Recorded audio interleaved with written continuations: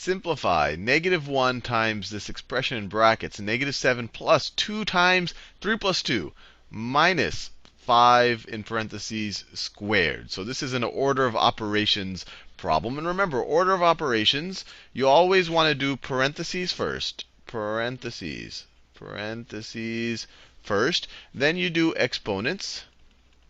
And there is an exponent in this problem right over here. Then you want to do multiplication and division. And then finally, you do addition and subtraction. So let's just try to tackle this as best we can. So first, let's do the parentheses. We have a 3 plus 2 here in parentheses, so we can evaluate that to be equal to 5. And let's see, we could do other things in other parts of this expression that won't affect what's going on right here in the parentheses. We have this -5 squared, or actually I should say we're subtracting a 5 squared. We want to do the exponent before we worry about it being subtracted. So this 5 squared over here, we can rewrite as 25. And so let's not do too many steps at once. So this whole thing will simplify to -1, and then in brackets we have -7 plus 2 times 5, and then 2 times 5, and then close brackets, minus 25.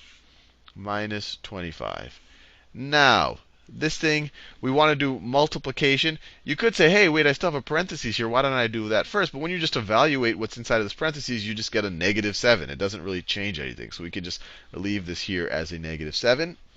In this expression, we do want to evaluate this whole expression before we do anything else. I mean, we could distribute this -1 and all of that, but let's just do straight up order of operations here. So let's evaluate this expression. We want to do multiplication before we add anything. So we get a 2 times 5 right over there. 2 times 5 is 10.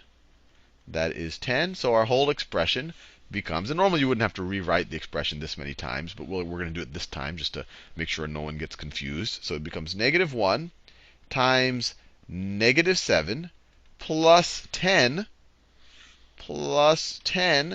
and we close our brackets, minus 25.